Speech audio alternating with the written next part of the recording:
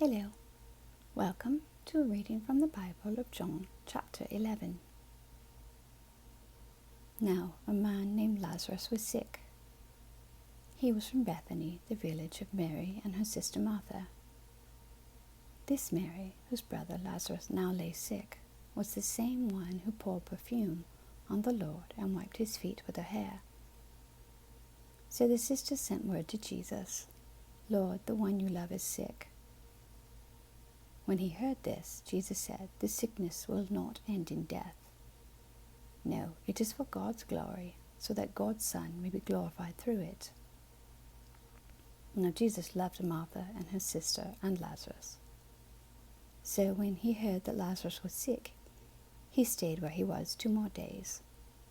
And then he said to his disciples, Let us go back to Judea."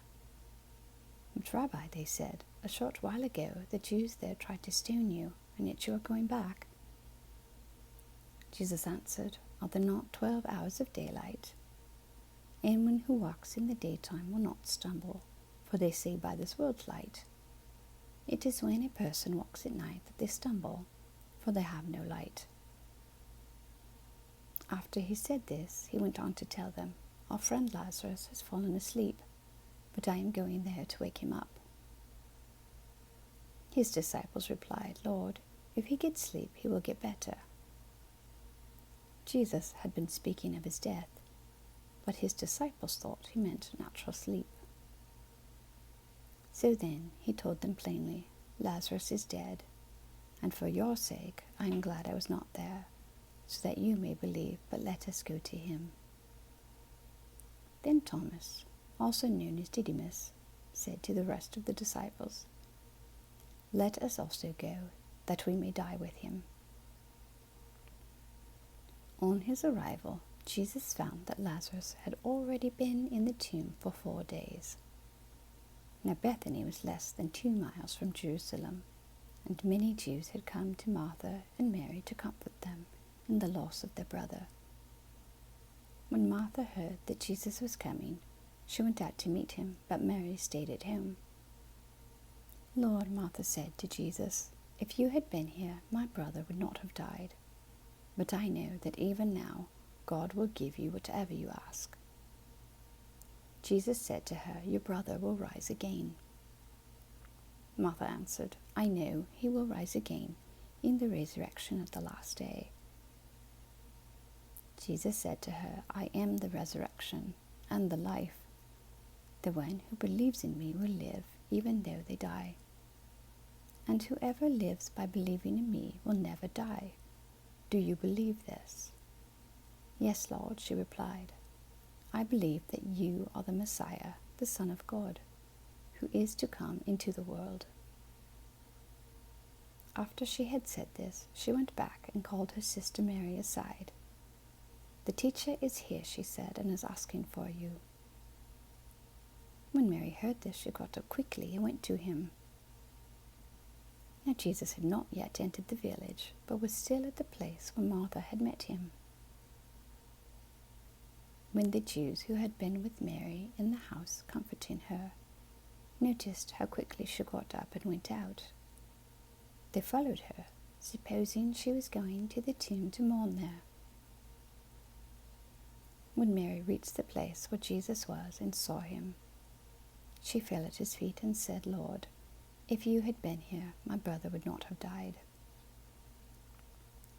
When Jesus saw her weeping, and the Jews who had come along with her also weeping, he was deeply moved in spirit and troubled. "Where have you laid him?" he asked. "Come and see, Lord," they replied. Jesus wept. Then the Jews said, "See how he loved him." But some of them said, "Could not he who opened the eyes of the blind man have kept this man from dying?" Jesus, once more deeply moved, came to the tomb.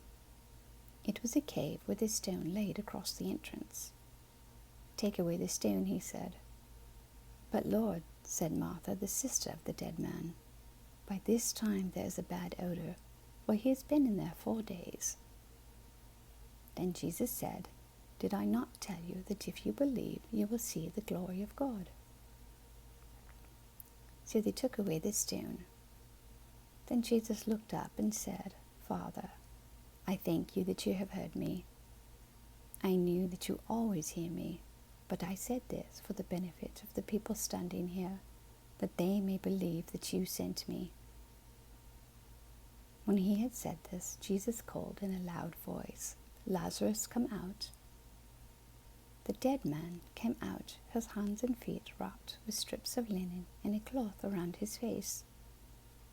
Jesus said to them, Take off the grave clothes and let him go. Therefore, many of the Jews who had come to visit Mary and had seen what Jesus did believed in him. But some of them went to the Pharisees and told them what Jesus had done. Then the chief priests and the Pharisees called a meeting of the Sanhedrin. What are we accomplishing? They asked.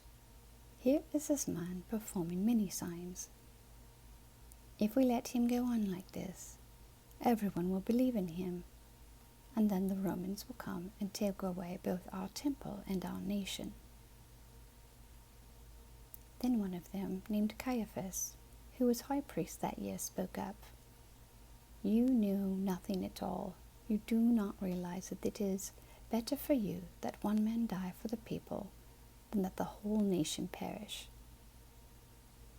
He did not say this on his own, but as high priest that year he had prophesied that Jesus would die for the Jewish nation, not only for that nation, but also for the scattered children of God, to bring them together and make them one. So from that day on they plotted to take his life. Therefore, Jesus no longer moved about publicly among the people of Judea.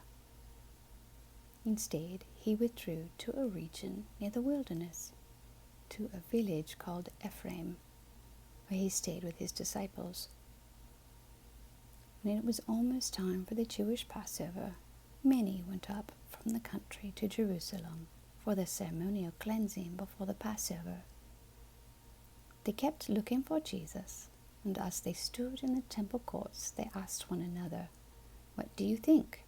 Isn't he coming to the festival at all? But the chief priests and the Pharisees had given orders that anyone who found out what Jesus was should report it, so that they might arrest him.